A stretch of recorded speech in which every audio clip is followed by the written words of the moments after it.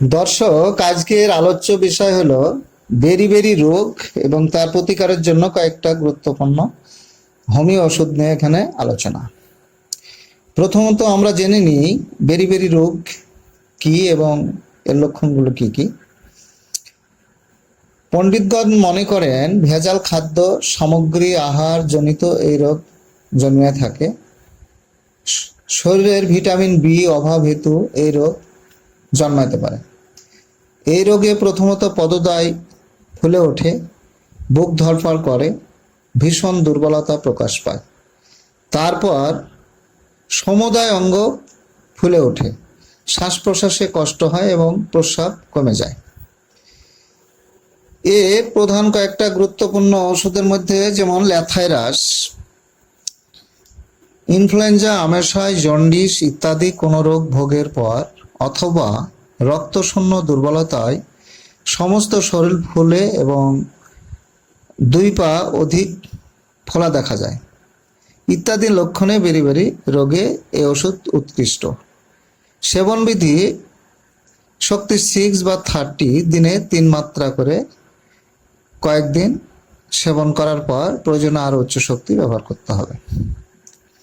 এরপরের যে একটি ওষুধ সেটা হলো ইগলফোলিয়া, বেরি রোগের শ্রেষ্ঠ ওষুধ।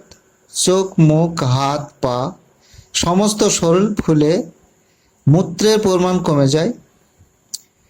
সেবনবিধি শক্তি মাদার টিংচার 3-4 ফোঁটা করে অর্ধ ছটাক জলের সহিত দিনে 4-5 বার বেশ কিছুদিন ধরে খেতে হবে।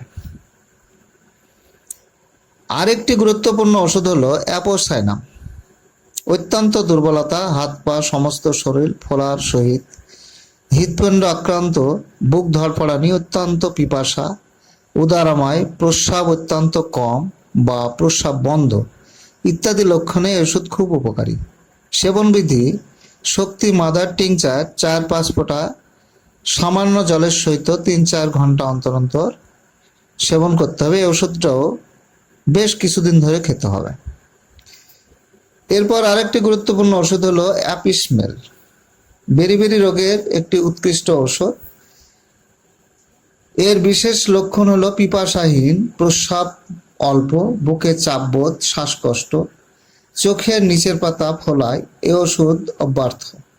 সেবনবিধি এ ওষুধের 3x শক্তি বা 6x 3 ঘন্টা অন্তর 2-3 ফোঁটা মাত্রায় সামান্য জলসহ সেবন করলে বেশ উপকারে আসে।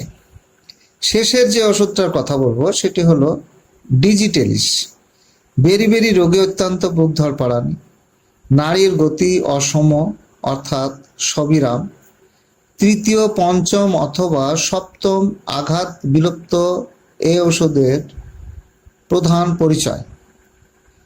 সেবনবিধি শক্তি মাদার টিংচার 2-3 ফোঁটা সামান্য জলসহ দিনে 3-4 বার সেবন করতে হবে এবং এই ওষুধটাও বেশ কিছুদিন খেলে বেশ উপকারে আসে।